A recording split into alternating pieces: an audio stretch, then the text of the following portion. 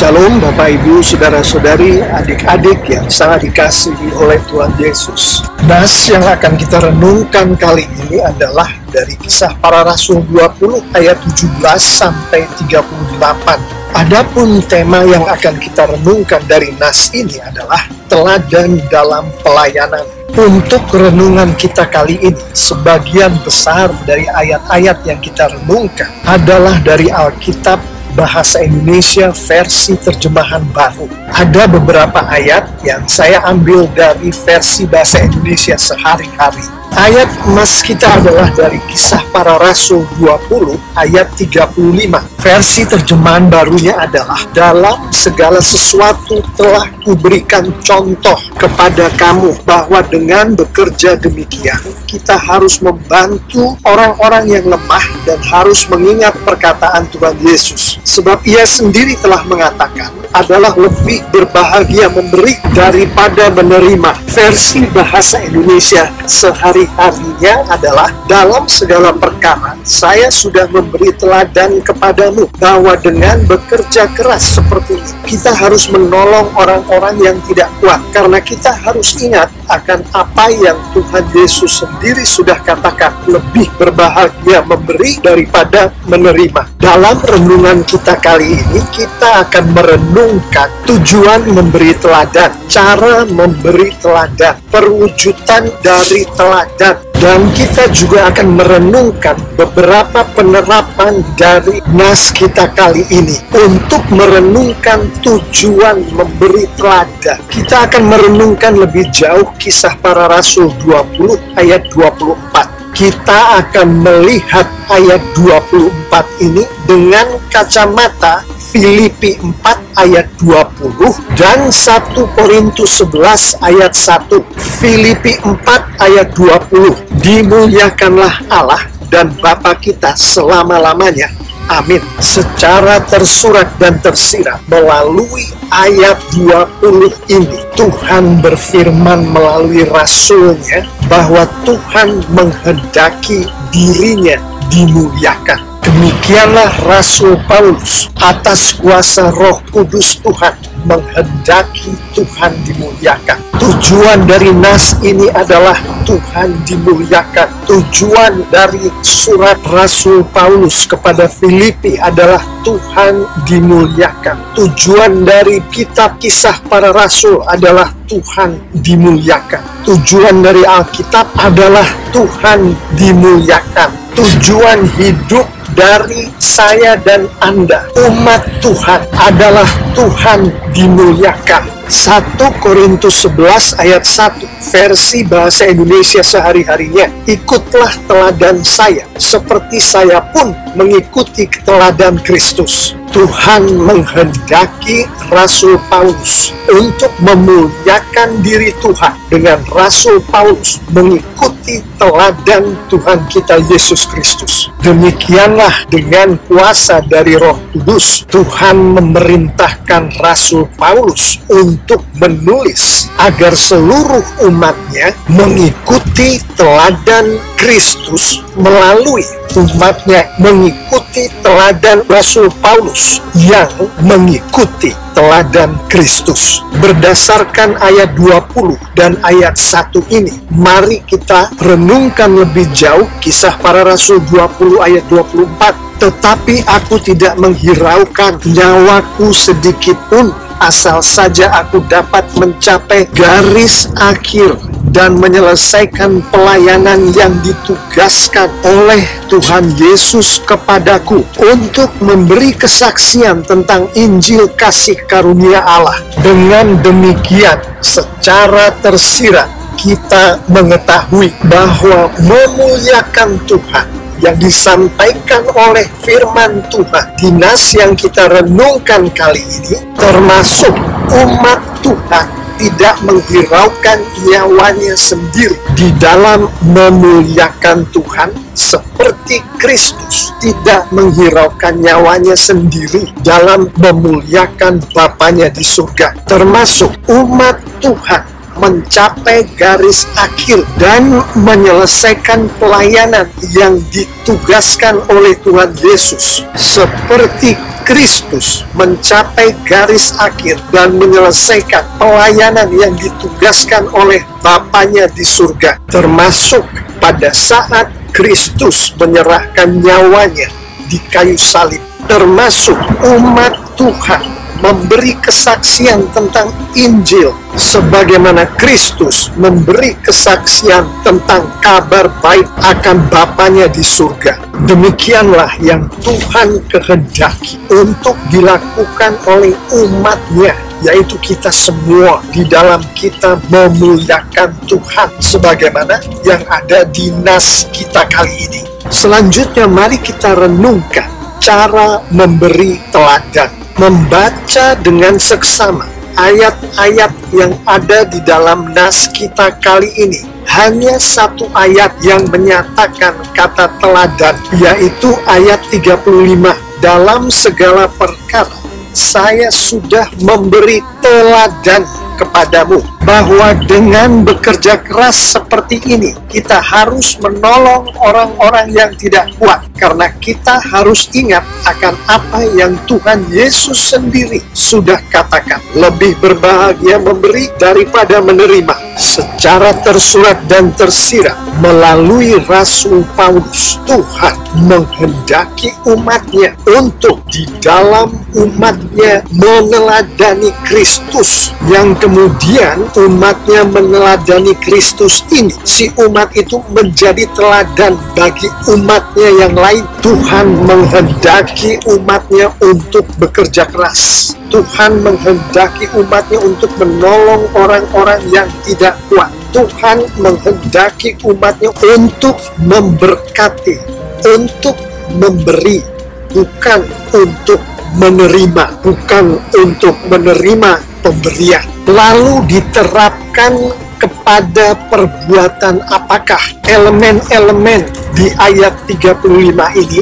Jawabannya adalah diterapkan kepada setiap perlakuan yang Tuhan kehendaki untuk umatnya pada saat umatnya itu mengikuti perintah Tuhan sebagaimana yang ada di Alkitab. Saya hanya akan mengambil satu ayat saja dalam hal ini, yaitu ayat 19, di mana Tuhan melalui Rasul Paulus memfirmankan bahwa Tuhan menghendaki umatnya sebagaimana di ayat 19, dengan segala rendah hati aku melayani Tuhan. Dalam pelayanan itu aku banyak mencucurkan air mata dan banyak mengalami pencobaan dari pihak orang Yahudi yang mau membunuh aku. Maka secara tersurat dan tersirat, perlakuan yang dimaksud Tuhan di dalam konteks ini adalah umat Tuhan dengan rendah hati melayani Tuhan, adalah umat Tuhan di dalam melayani Tuhan banyak mencucurkan air mata, yang salah satu penafsirannya adalah dengan segenap perasaan melayani Tuhan, adalah dalam melayani Tuhan mengalami pencobaan, mengalami pergumulan, mengalami persekusi. Dari ayat 35 dan 19 kita secara tersirat mengetahui bahwa dari ayat 35 Tuhan memampukan umatnya dengan kekuatan dari Roh Kudus-Nya untuk bekerja keras, untuk menolong orang-orang yang tidak kuat, untuk menghidupi, memberi, memberkati orang lain daripada menerima pemberian dari orang lain. Dari ayat 19 Tuhan memampukan umatnya untuk rendah hati, untuk mencucurkan air mata, yang salah satu penafsirannya tadi dengan penuh perasaan, untuk mengalami pencobaan, yang salah satu penafsirannya adalah untuk mengatasi pencobaan, pergumulan, persekusi di dalam umatnya itu melayani Tuhan. Demikianlah teladan dan perbuatan atau perlakuan yang dikehendaki oleh Tuhan untuk dihidupi oleh umatnya. Yang di dalam konteks renungan kita kali ini saya hanya mengambil dari ayat 19.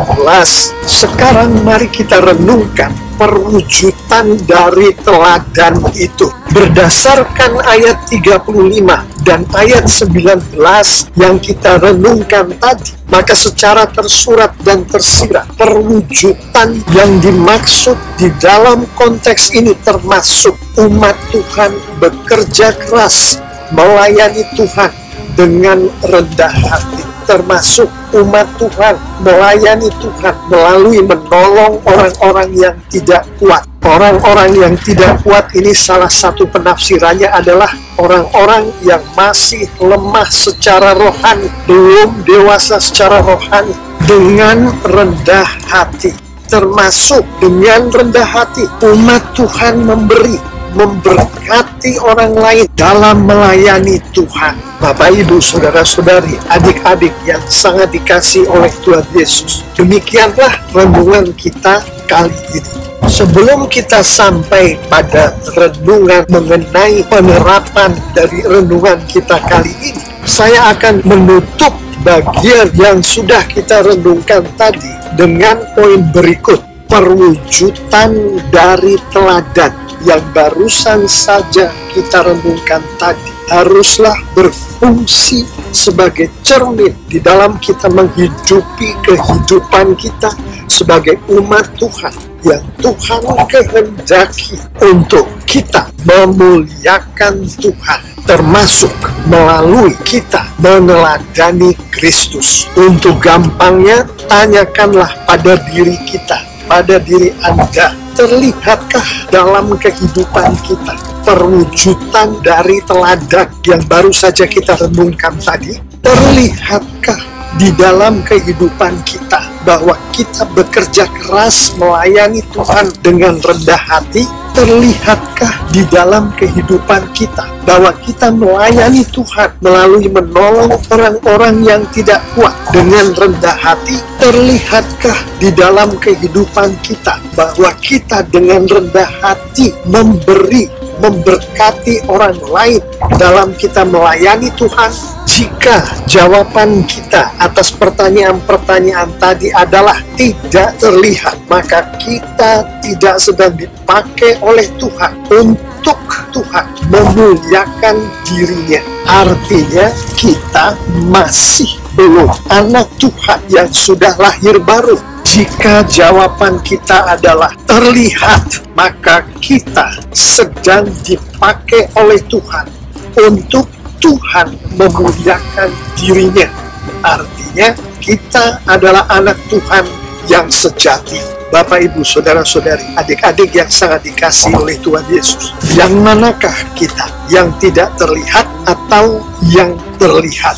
Untuk mengakhiri renungan kita kali ini, mari kita renungkan beberapa penerapan berikut. Mari kita mengawali bagian penerapan ini dengan menjawab di dalam hati kita beberapa pertanyaan berikut.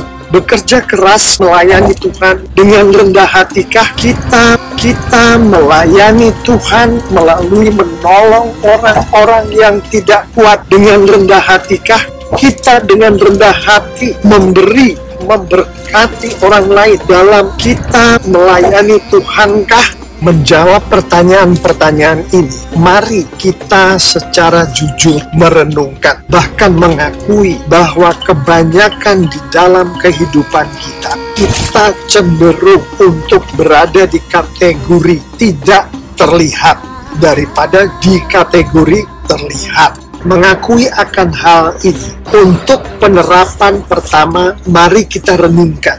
Mengetahui bahwa Tuhan hanya memakai Kristus melalui Roh Kudus Tuhan untuk Tuhan memuliakan dirinya melalui umatnya, yaitu kita semua. Maka berdoalah setiap hari dengan khusyuk, memohon bimbingan dari Roh Kudus Tuhan, agar Roh Kudus membuat Kristus menjadi Tuhan dan Juru Selamat Anda. Ini bagi Anda yang belum mengenal Tuhan Yesus sebagai Tuhan dan Juru Selamat. Bagi mereka yang sudah mengenal Tuhan Yesus sebagai Tuhan dan Juru Selamat, termasuk kita-kita semua anak-anak Tuhan, memohonlah jamahan dari Roh Kudus Tuhan agar Roh Kudus selalu mengkuduskan kita atas dosa-dosa kita yang menurut firman Tuhan di surat Roma kita lakukan setiap hari itu, sehingga Roh Kudus Tuhan yang berada di dalam kita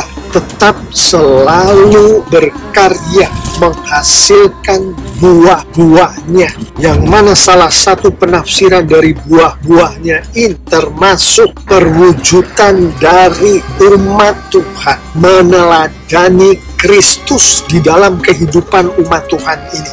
Perwujudan dari penerapan pertama ini termasuk anak-anak Tuhan berdoa setiap hari dengan khusyuk secara konsisten bagi dirinya sendiri, bagi orang-orang yang belum mengenal Tuhan Yesus, bagi sesama anak-anak Tuhan Yesus, termasuk anak-anak Tuhan berserah diri kepada Roh Kudus Tuhan untuk dikuduskan oleh Tuhan setiap hari, termasuk orang-orang yang belum mengenal Tuhan, yang sudah didoakan oleh anak-anak Tuhan tadi, berserah diri kepada Roh Kudus Tuhan untuk diperkenalkan kepada Yesus, yang kemudian atas karya dari Roh Kudus, orang-orang yang belum mengenal Tuhan ini diselamatkan oleh Tuhan.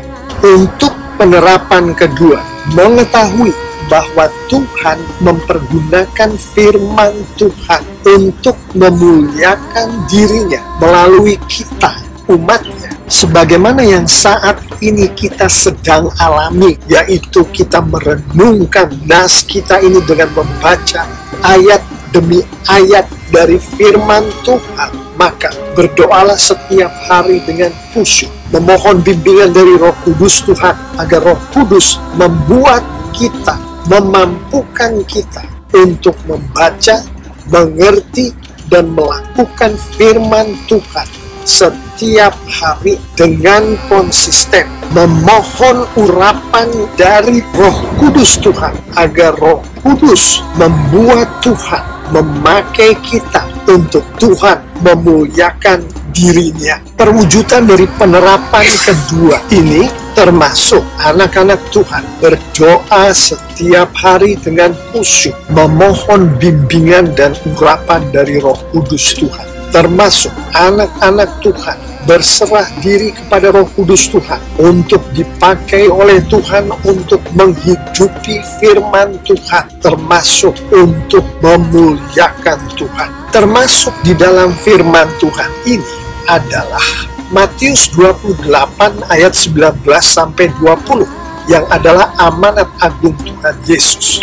Karena itu, pergilah, jadikanlah semua bangsa muridku dan baptislah mereka dalam nama Bapa dan Anak dan Roh Kudus, dan ajarlah mereka melakukan segala sesuatu yang telah kuperintahkan kepadamu. Yang salah satu penafsirannya adalah Tuhan kita menghendaki kita untuk memuliakan diri Tuhan dengan kita melakukan penjangkauan, penginjilan, pengajaran, pemuritan, dan pelayanan.